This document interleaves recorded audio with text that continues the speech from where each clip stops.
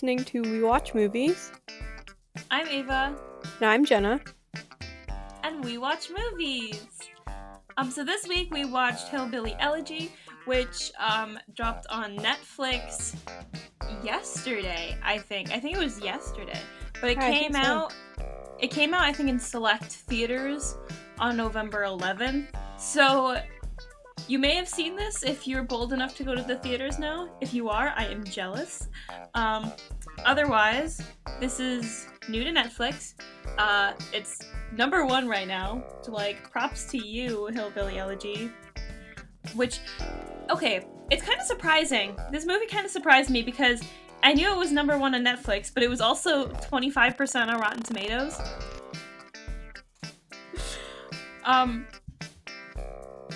And so yeah, it was Rotten. It was 25% on Rotten Tomatoes, which is kind of insane to me because I thought it deserved at least a 60 at the lowest, you know? Yeah, I mean, I don't think anything higher than 65. Yeah, I feel like it wasn't the most perfect, amazing thing ever, but it deserved more than a 25%. Easy. Yeah, because I watched it and I have kind of ambivalent feelings towards it, and it definitely was not my favorite, and I think it could have been a lot better. But at the same time, I had seen that it had a 25 before I watched it, and while I was watching it, I was waiting for there to be, this big reason. I was like, oh, it makes so much sense that it has a 25, but, I never got that feeling. See, it's also kind of confusing because you have Rotten Tomatoes giving it, a 25%, and then I haven't read any of the other reviews, because I don't like reading reviews before I talk about it. And I see a bunch of negative headlines, and I also see 1 or 2 there that are talking about how this could be Oscar material, or how this might be the an award for Amy Adams or something, which I mean, I think that in terms of the cast, they did a really good job. I feel I don't know. I don't know how this could be an Oscar. I mean, it seems like something that you would think would get an Oscar because of the nature of the characters and everything. But I don't really know. Yeah. I don't really think it's Best Picture, Best Cinematography, Best Director. I don't think it's really any of that material. Maybe individual acting, I know, Amy Adams, you mentioned. If I'm thinking of the same person, because I'm notorious for not recognizing actors at this point. So, maybe, but that's as far as I'm giving it. Okay, so this definitely would have been a movie, theoretically, where they could give out, some Best Actress or something. And I mean, yeah, they did really good. They did really well with the acting and everything. And I think that this is a very character-based movie, which is, I think, it's good with how they were portrayed. But I feel the characters were kind of static, is my only thing. And yeah, no, I definitely agree, and I don't know if that's an adaptation thing, because this is based off of a memoir. So I don't want to necessarily so these are real people, so I don't know if that's how it was adapted film, or if that's a screenplay thing. I don't know, but there was definitely something going on with this film that just, however it was presented, just through the characters that did drive it, just something didn't line up to me, and I don't know what it was. I feel it was kind of because, the movie straddles 20 years ish, or no, 15 years, I think, maybe more like that. But it also simultaneously only straddles one day, a matter of hours. Which I feel might have had something to do with that, because they showed when the characters were young, and then they were showing the characters then, and then by the end of it, really the only way that some of the characters that like we spent most of our time with changed was like in text at the very end. Which, like, I mean, it's valid because it's a real story. But I feel like I feel like it might have worked better as a book, but Netflix could have like this, or not Netflix, the screenwriters could have expanded on the story a little bit more rather than relying on like the text to tell us that she was like, the text is what told us that Bev was sober, and the text is what told us that JD was a success, and stuff like that. So I feel like I feel like they could have just broadened up the present day timeline rather than just going from a wide timeline in the past to a very small timeline in the present. Yeah, and I agree. And like going off of what you said about the timeline of this movie, like straddling two different eras almost, I feel like when it switched between the two, it would kind of do so in a way that was not very coherent. Like, you knew what time period it was because certain characters would look different, or you just have different actors, but for me personally, like, it would kind of just happen, and there was like really no like thought connecting the two stories together. Like, logically, you know that it's the same person, it's just their childhood and them in college, but for whatever reason, for me, it just didn't work. It just felt awkward.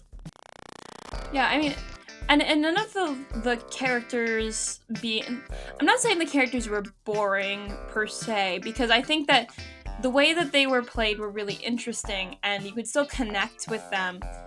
And, you know, they were telling stories that probably apply to so many people in the universe.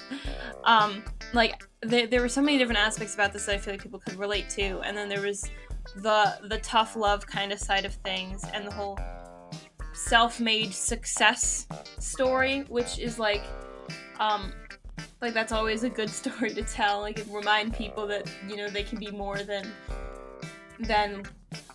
what they were raised by or whatever. And also the characters, the casting in this show is really what like stunned me, I think.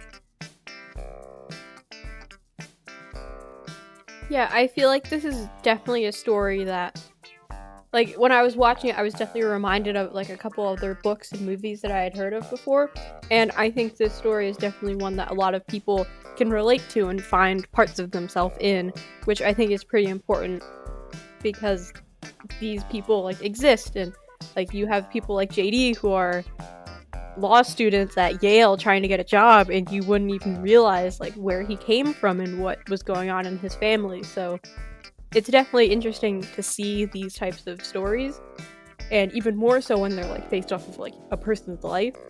But yeah, the characters definitely did not feel very changing, and I feel like even though time technically passed, like they didn't grow at all that much. Like, you kind of learn at the end that they grew, but it kind of like leaves you in the middle. Okay, but when they showed the pictures at the end, I actually thought that they like cast the same guy as was actually in the real thing. Like, the similarities between them, I think the one that was most dissimilar was Amy Adams' character Bev, the mom. But otherwise, like, JD looks exactly like JD, and same with Mama, yeah. She looked just like her character too, which I think was like great. Like, props to the casting director. I mean, I feel like it's kind of slept on, casting directors. I feel like people forget about them a lot, but like, pretty cool. They do a lot of hard work.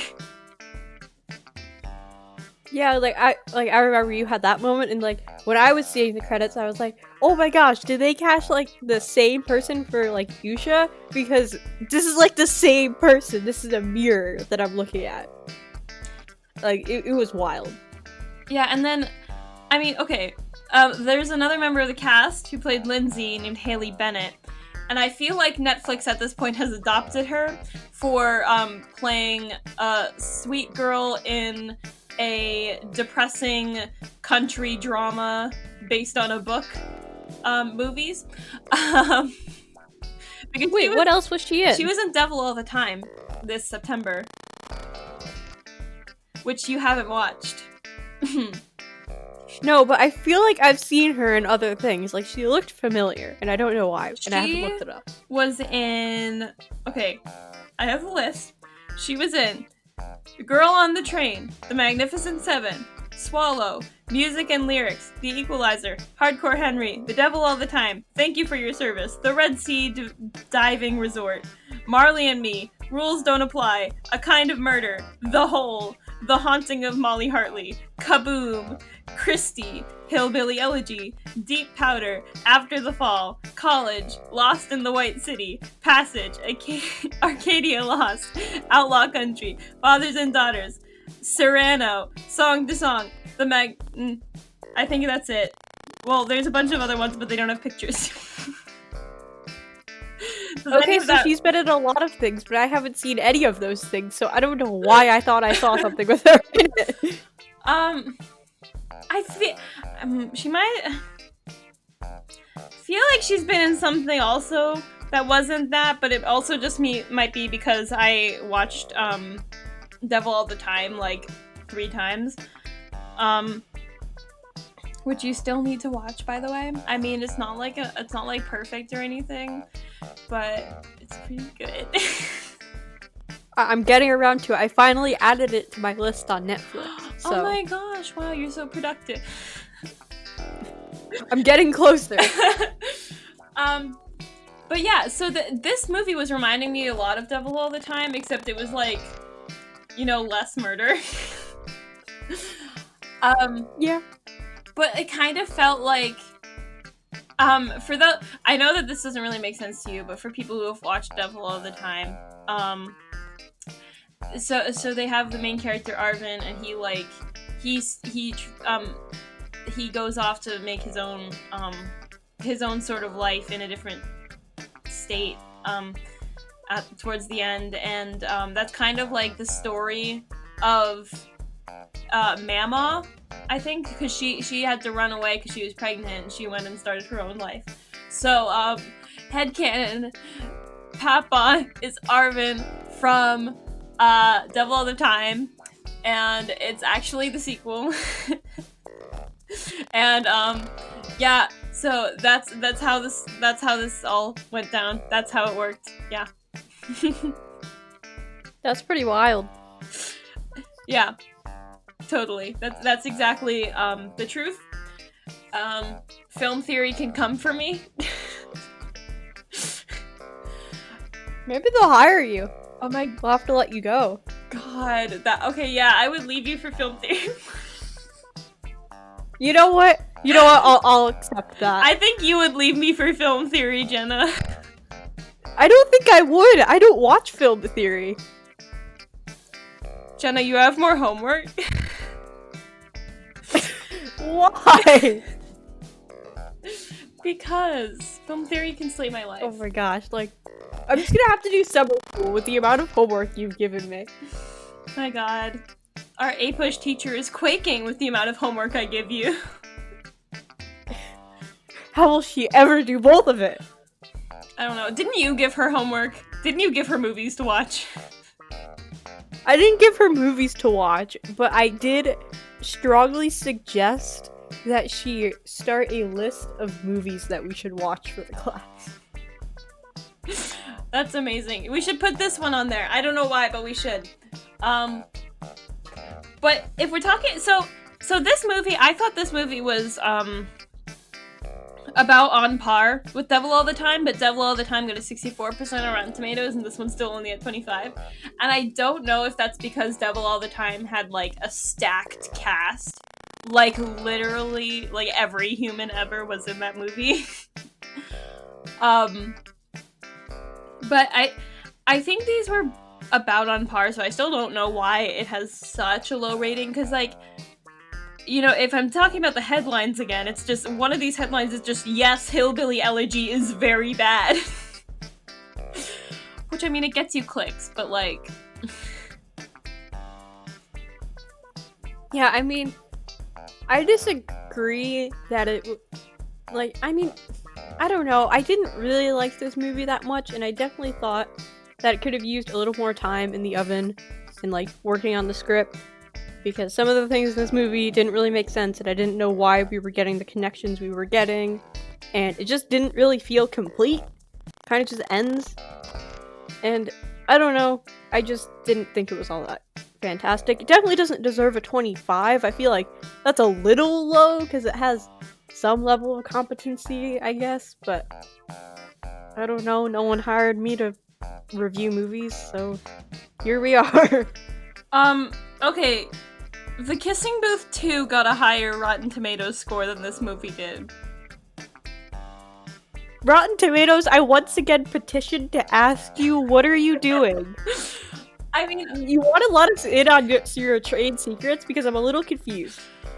I just think it's gonna be difficult to make a true story a movie. Like, so it works for books. I don't know why, it just works better for books. Probably because you can put more detail into, like, a longer book, because, you know, you don't sit down for an hour and read an entire book, unless you're like, I don't know, Jenna probably does that. But... I decline to comment. But I think it's if you're bringing to life a true story, and you have a couple hours runtime, and you're trying to make it interesting, and you want to have enough character moments where you can connect with these characters and sort of see how they grow. Sometimes it's difficult to make it true to the actual, like, source material, because if you think about it, when you have, like, a normal fictional character, their character arc is planned out specifically so it can fit in that time frame. But when it's a whole life, I mean, when you think about if you're thinking about, like, addiction, like that, because that's what Bev struggles with in this movie, that is a thing that comes back over and over again, and it's really difficult for people to just beat it one and done. So they wanted to show sort of, like, how it started, and they wanted to show it, like, recurring, but if they're trying to fit it all, you know, it's hard to fit, like, I don't know, like 60 years of somebody's life into 2 hours without making it seem rushed. Because I feel like if we did see the ending, I know that we're sitting here, we're saying, oh, I wish that they showed us more of the development of the characters. If they were going to be true to, like, the actual, like, what happened in the story, and they wanted to show us, like, JD's story until he was, like, a 50-year-old, I feel like we would have sat here and go, oh, it's the timeline is rushed. You know? Yeah, but at the same time, I feel like it's just a matter of, like, if you're going to adapt a book into a film and have it be, like, a reasonable length, I feel like at that point you just need to focus on, like, what is the most key elements of the story I am telling. Because in a book, it's okay to wander, because generally a reader knows that they're in for a longer time commitment, and because you generally have chapters, it's easier to say, okay, I'm done for now, put the book aside. But with a movie, people generally watch it straight through. So you have to figure out what's the most direct story I can tell, while also not making it feel like I'm cutting certain things out. And I feel like that's something that this movie didn't do a great job of, because I don't know, I haven't read the book, so I can't say, like, how well it was not adapted. But I feel like it could have just worked better if they had done a better job of adapting the source material. Yeah, I feel like that's a big reason why everybody always gets mad when they're, like, a fan of a book and it turns into a movie. And then they're like, oh, the book was so much better. That's probably because, like, it was meant to be a book. Like, the story was paced to be a book, and that's why it's difficult to make it into a movie. Because that's another thing with like, Devil All the Time. I know a lot of people I talked to about the movie were like, oh, it's just, like, one bad thing after the other, you know, like, it would have been better as a book or something, because, like, books give you time to breathe if you aren't a maniac and read the entire thing all the way through. Which, like, certain people, I'm calling you out, Your book nerds be proud. Um, but like, so it's like if you're trying to pace a story for a book, it's very different than if you're trying to pace a story for a movie, or if you're trying to pace a story for a TV show. Because so, like, if you think about it, a book, you can pace smaller sections of the story where you can focus on mini arcs to be the chapters that all contribute to a bigger arc. And so you can slow it down, people could take breaks, you can do a lot more things, you can give a different angle of the characters that like you may not see in a movie or whatever. And then when you're doing a movie, you're trying to make like a bigger arc that's just 2 hours long rather than like 30 pages long, you know? And then if you're doing like a show, it's more like a book where you're trying to do chapters sort of thing that contribute to a big season. But then if you're doing a multi-season story, then you have mini ones that go into the seasons, that go into the big series arc. And so it's all about like planning out the arc. And the thing is that that's like the beauty of fiction. You can make something perfect, but then life doesn't really follow that. So when you're trying to adapt a true story and you pick your medium, that's usually, if it works in one medium, it might not work in another, you know? Yeah, I agree. Like if you're and like it's just another. Yeah. Oh wait, keep going. No, you can go. Okay. If you're adapting a fictional book, there are usually some more liberties you can take with a character. Even then, a lot of people are still gonna have problems with it because you're gonna leave small details out that may have been added in by the author or whatever. But you can at least take some liberties with that, or contact the author and then change certain things to make it a movie version. But like you can't do that with a real person. Like the screenwriters couldn't have just called up JD and said, hey, do you mind if I make your mom get sober in this part of your life instead? Like that's just not how it works, you know? Yeah, exactly. Okay, your turn. Okay. And, like, another kind of gripe I have with this movie is that it doesn't really have any, like, definable style. Like, I feel like there's nothing that, like, sets this movie apart. And, like, when you read a book, technically every book has its own style because it's written by generally one or so person. And they have their own way of writing things and how they use the language that they're using. So when you transfer that to a movie as well, you lose that in the hope that your director either emulates the style of the book or injects their own into it. And I feel like this movie kind of just didn't really have anything. Like, the score, I could not tell you what the score in this movie was like. It was just very not memorable to me. And I don't know, it's just not something I'll really ever think about again. It didn't really have any reason for me to. I feel like it did kind of have style though, so I'm gonna disagree with you there just a little bit.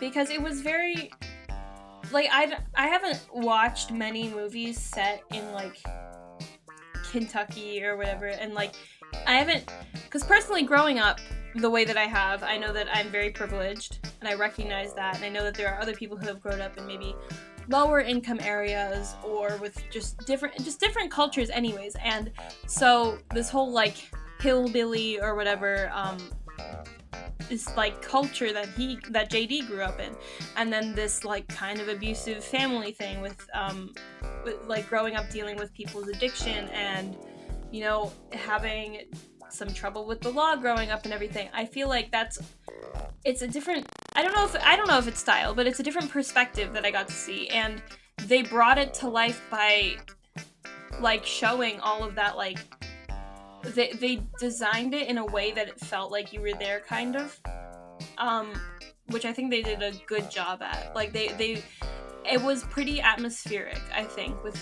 the way that they designed everything, especially because they were trying to set it earlier. Like they were setting it, I think, in 2011 or something, and then like probably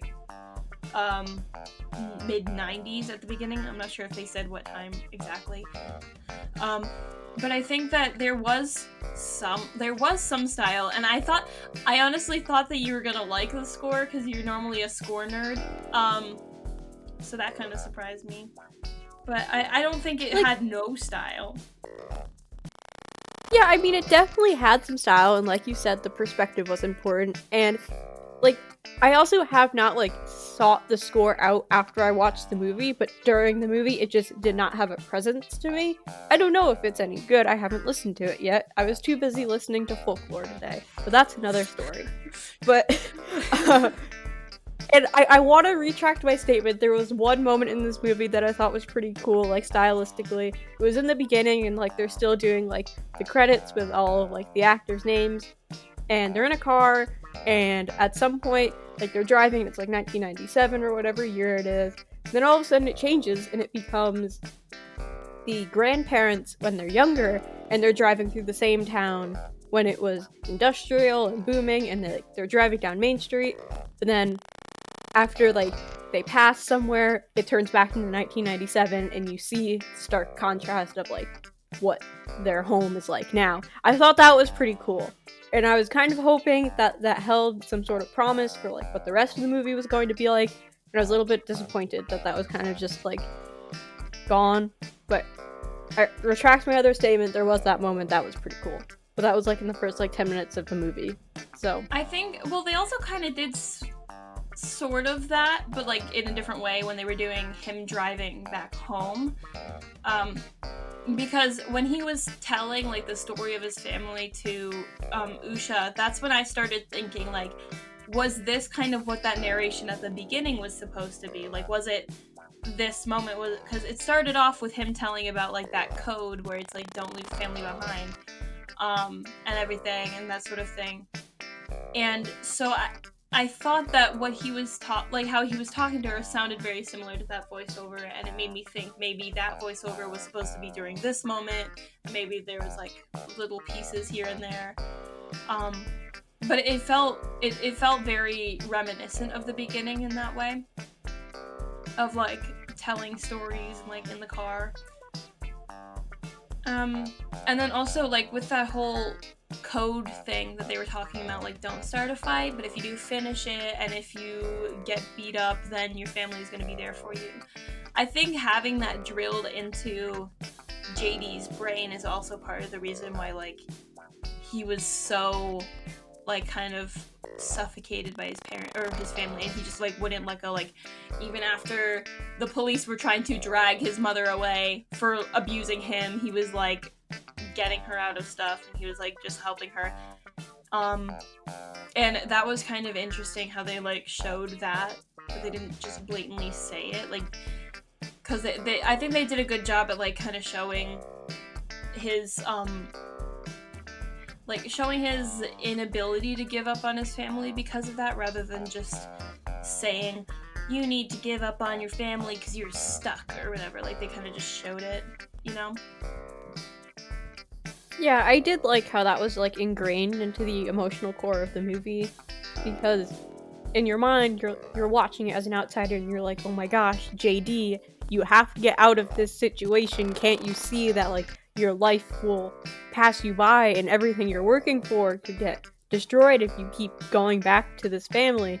But then you remember that his family is so much of him that like he can't leave, and that's how he grew up, and that's how he's going to treat this moment now. So it does create a really interesting like emotional narrative that I thought was pretty good. I liked that in the movie. I really couldn't tell if I had sympathy for Bev the whole time. I did sometimes, but then other times I just despised her, and then I felt bad for despising her because I didn't knew it like wasn't entirely her fault and everything. But like they were just like, I just wanted to slap her so many times. Because like it's just like, what, like, do you see what you're doing to your kids and everything? And then I was thinking like this is like a true story, and it was like really sad. Yeah, like I'd have similar thoughts, and then I'd remember like, wait a minute, this isn't just like a fictional character that I'm watching. This is a real person who technically represents other real people going through this. So it kind of gives like the viewer their own complicated relationship with her, like she did her children. Obviously not the same, because you know she's not our mother, but at the same time, like, it does kind of help the viewer understand, like, what's going inside her children's minds, because at the one hand, you're like, oh, well, she's not that bad of a lady, and you can understand and appreciate her problem, but at the other hand, you're just so frustrated and you can't believe that she's still almost ruining people's lives and that she can't get it together. So that was pretty interesting. I know I've talked about my problems with, like, text at the end of the movies, but when it said, like, she had been sober for 6 years, I the way that I smiled at that part, like, that just, like, made me so happy, even though it was, like, just a sentence on a black screen. I think even, like, the way that they ordered what they wrote kind of had its own, like, thought put into it, which was kind of cool. Like, the way it was just text on a black screen, but then they had a picture of her and they were like, oh yeah, she's spending a lot of time with her grandchildren, and then it went black for a second and then they put just that sentence on it. It was like, she's been sober for 6 years, and that, like, okay, they did that really well. Like, if you're gonna use text at the end of your movie to tie up loose ends in your character arcs, do it like that. Yeah, no, I was so happy when I read those words, like, because it went black, and I was like, please say she's been sober, like, and it did, and I was like, yes! So, emotion. Good. I mean, they could have put, like, another jump in there. They could have been like, and now it's, like, 6 years later, and then done, like, a little, like, thing with them at the end, like, with the characters. But I feel like I would have a problem with any of these directions, you know, which makes me feel like a hypocrite for, like, saying them, because I feel like if I saw them in the movie, I'd be like, oh no, they shouldn't have done that. I'd feel like a jerk. Well, yeah, but, like, you know, sometimes movies just work themselves into a corner, and no matter what you say, even if you said it about something else, it just does not work for the movie, and there's no good way to do anything.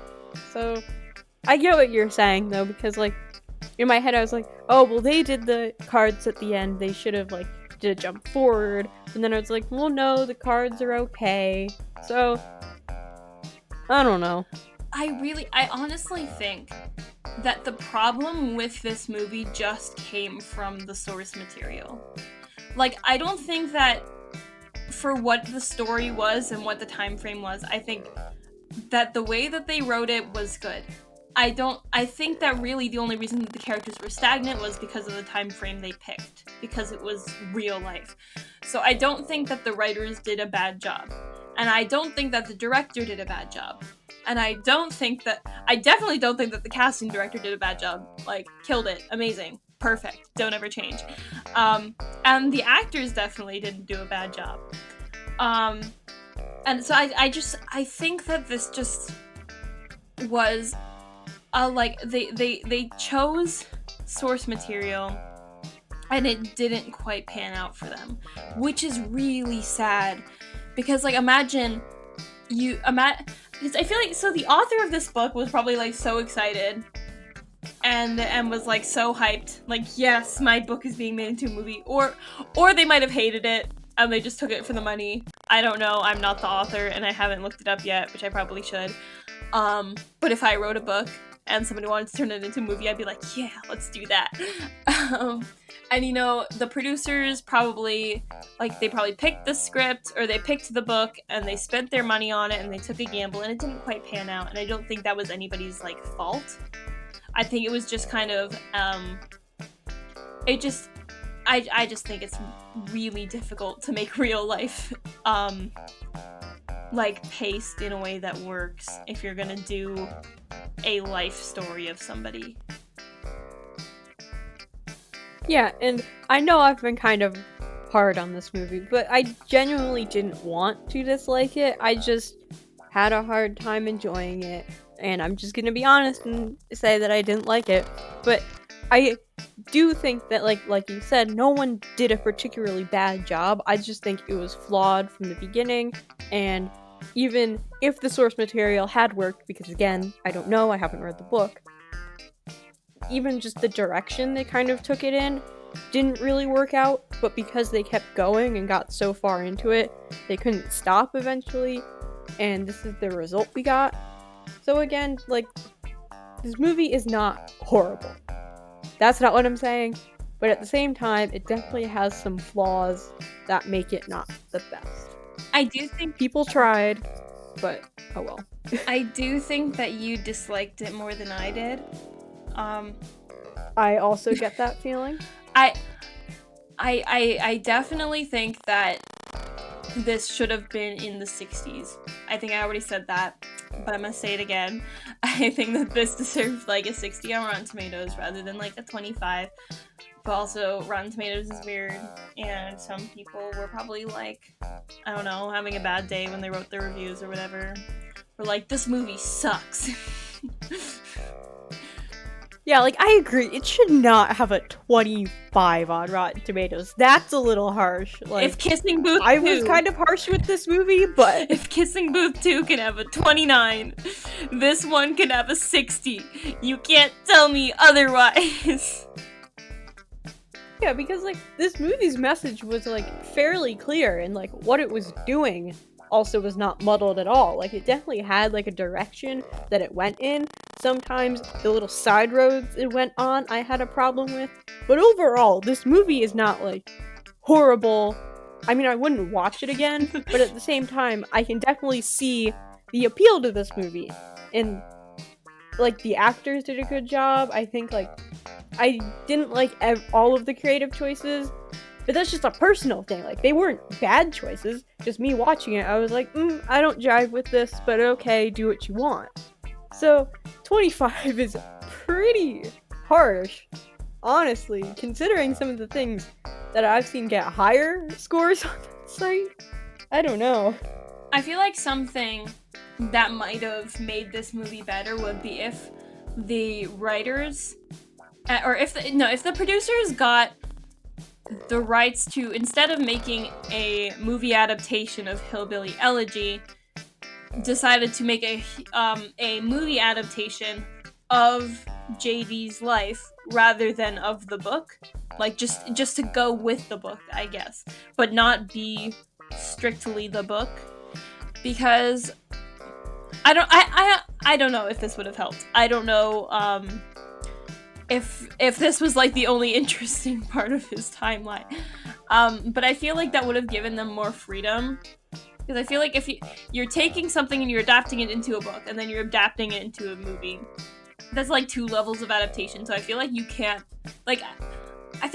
possibly have as much creative freedom as you would if you were doing the first level of adaptation. But also, I've never adapted anything, so.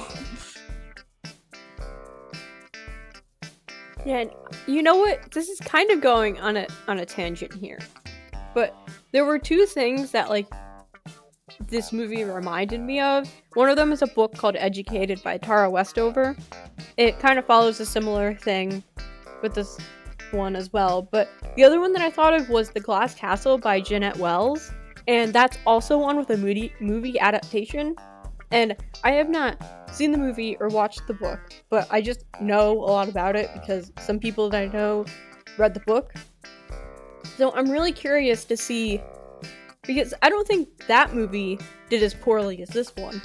So I'm kind of curious to see, like, any differences and similarities between these 2. I don't know if that's just what I thought of. This just in here, I have an update. Gabriel Basso, or Basso, I think Basso. Sorry, I butcher names. Deal with it. He who played JD, was also in Scared Shrekless. Oh, I'm sorry, what? I was trying to, because I thought I recognized him. And there's obviously some why I recognize him, because that's animated. But I was like, the whole time I was like, I think I recognize this guy. And I looked at the movies that he was in. He played Teenager 1 in Scared Shrekless in 2010. Wow. And yeah, so more respect to you, sir, You are in a Shrek movie. I can't say anything more bad about your movie now because I feel like that's disrespectful. So disregard everything else I said. This movie is perfect in every way and deserves a 100% on Rotten Tomatoes because it's perfect, and it's starring Gabriel Basso, who was also in Scared Shrekless. So yeah, perfect. Everybody should watch it. Yeah, I mean, I have to second that opinion of yours, Ava. I mean, I don't know how I could have said anything bad about this movie. Like, clearly, this man is an acting legend, and anything he touches must be blessed at this point. So, I have to agree, 100%. Rotten Tomatoes is very wrong. Clearly, they did not do their research when they saw what this movie was, and their eyeballs are just wrong. Not to mention, I mean, I think we kind of glossed over the fact that Amy Adams is a queen. Jenna, you might be in for some more homework if you answer this question incorrectly, but have you seen Enchanted? That's what I know her from! Wait, is she the main character in that movie? Yes! Okay, yeah. I have seen Enchanted. Not in a while, God. but I have seen it. God, I almost just, like... If you said no to that, I might have had to fire you, not gonna lie. Are they making, like, a sequel or something to Enchanted? What? Wait, what? Where did you hear that? Isn't Amy Adams doing, like, a Disney movie about fairy godmothers or something? I feel like I saw that somewhere. Wait, I'm gonna Google it. Okay. Disenchanted, yes it is finally been confirmed the all-new Enchanted sequel will be coming to Disney+. We reported earlier this year that the original Enchanted star James Marsden spoke out about the possible sequel, and now that sequel is definitely coming to Disney streaming service! That was March 5th, 2020.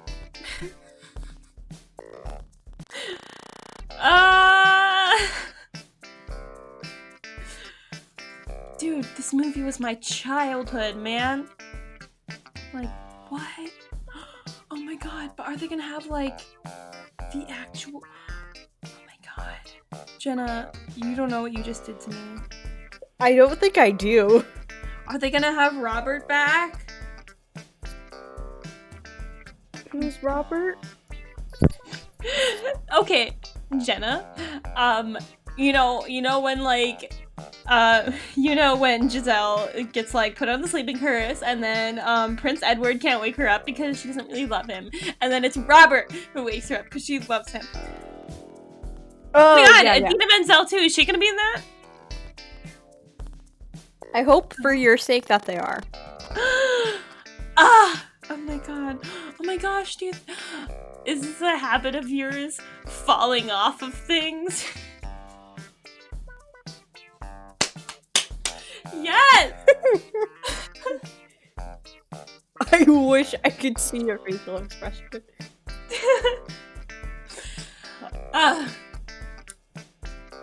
I'm sorry, everybody. That was embarrassing. Not very. Amy Adams is in this movie. That's all you need to know, I guess. I don't know. I'm very embarrassing on this podcast. I swear, I'm only kind of this psychotic in real life. And I assure you, I am this bad at public speaking in real life. No, I think that we're both pretty good at speaking in this podcast. Obviously, just a little awkward. Because it's a podcast. But yeah, I mean, so if we're tangent aside, this movie, I think it's not worth a watch, if that makes sense. But I'm not saying that I, like, recommend it for, like, a time when you want to watch something really amazing, but if you, like, want to watch a true story, I mean, it's not a bad choice, because it is a true story. And I mean, it's not unentertaining, unless you're like, I don't know, probably the New York Times or something probably hated it. I don't know. There's Yeah, probably I some, mean, like, if you reviewers. read what it's about and you say, hey, that sounds pretty cool, or if you watch the trailer and think it looks good, watch it. It's not that bad, like, we're warning you, like, total waste of time, because that's not true. If you're interested in watching it, go ahead. If you're someone who's on the fence, I don't really know. Consider what our opinions are and see if you want to watch it. If you are The Atlantic by any chance, then you probably should not watch it again because you called it one of the worst movies of the year. Which, okay, saying something is one of the worst movies of 2020 is kind of like not saying that much because it's 2020 and there's been like 2 movie releases this year. Yeah, and like, what movies are you considering? Like, what master list are you using? Because are you just using like American films? Because we've watched some movies that are from other places. Like, are you including those? Like, what's the scoop here, The Atlantic?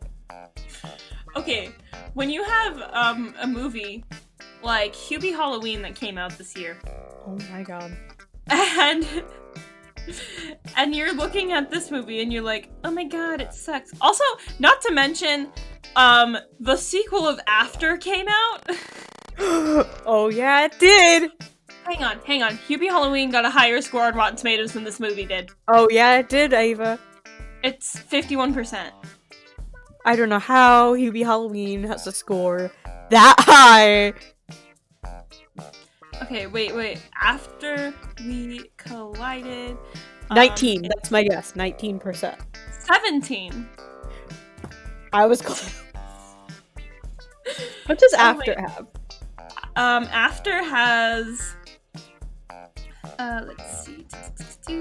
After has a score of 19%. Oh, that's where I got that from then. Okay, but anyways... yeah, so...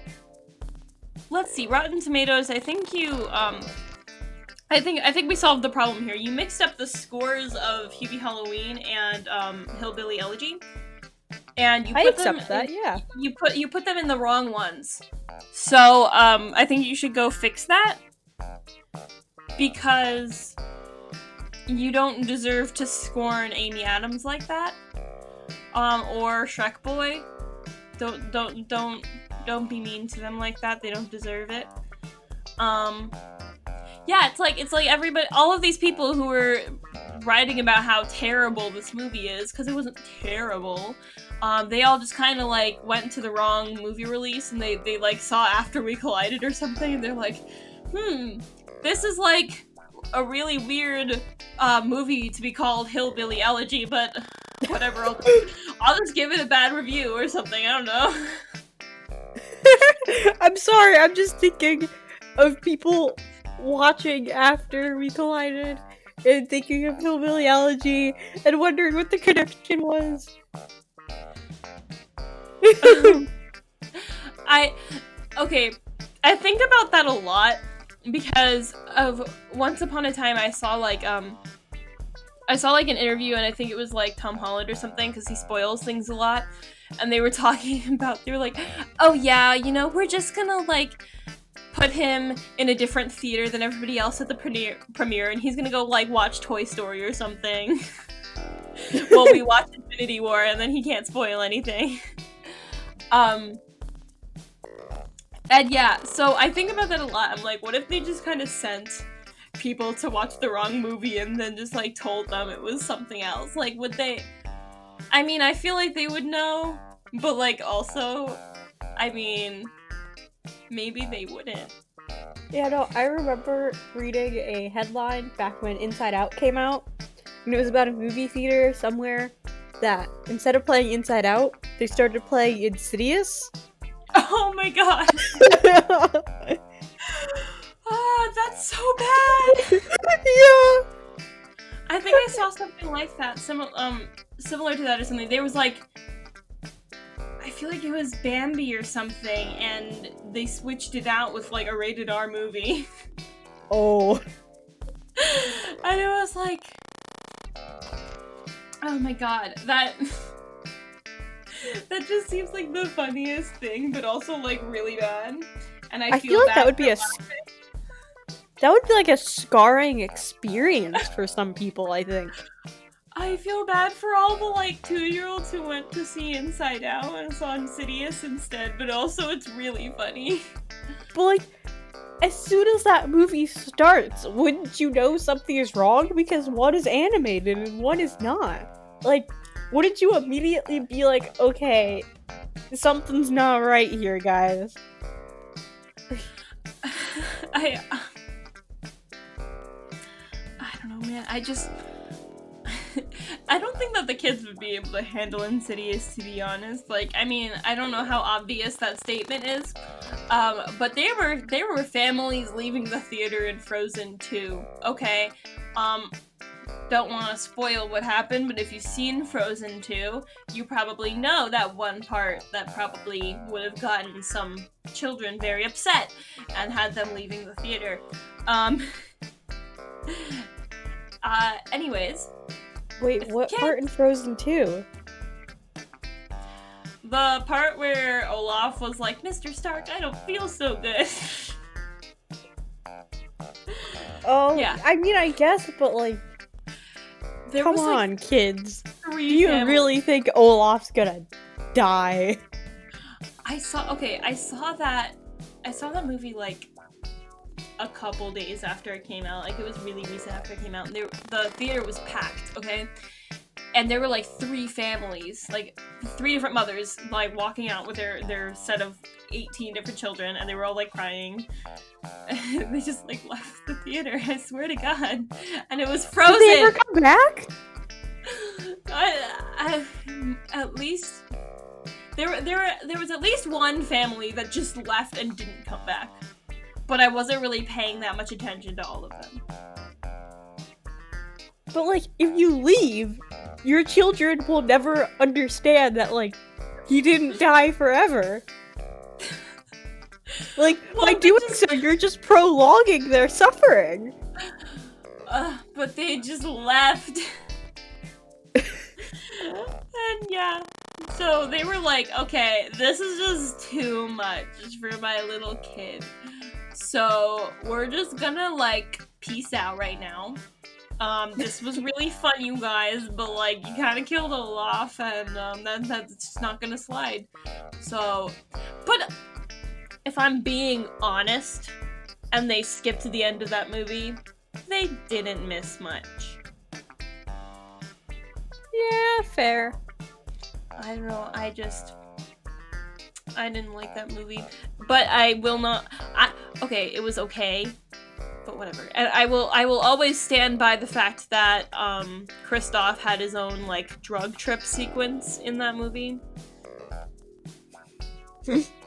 Okay. In the woods. Here's another film theory. You can synthesize a drug from reindeer pee, and he spent the night with this random hippie guy and a ton of reindeer, and then he had the Lost in the Woods sequence where there were singing reindeer heads floating around him.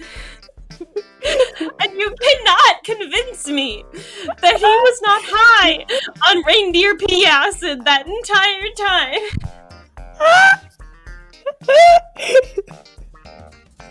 I have no more words. I think we're done. Okay, well, Jenna can't speak right now. But, this was very fun, you guys. If you made it to the end, we very much appreciate you. Oh, come on, that was a gem. How could you not want to listen to the end? Yeah, you gotta stay to the end for the good stuff. Anyways, we release videos twice a week. Our face is in it if you watch on Sundays. And then podcasts come out on Wednesdays, theoretically, unless the Wi-Fi drops out on us like it did last week, and then we'll have a Thursday podcast. Woo. Yeah, that was a time. That just felt wrong. Ugh, it's weird. Anyways, make sure to like and then subscribe. Also comment what you thought about the reindeer pea acid in Frozen 2. We'd love to know your thoughts on that. Oh my god, that was so good. Anyways, we hope you come back next week. We do not know what we're watching yet, but if you have any recommendations, you can put that in the comment section. And we'll see you next time. Bye! Thank you for watching.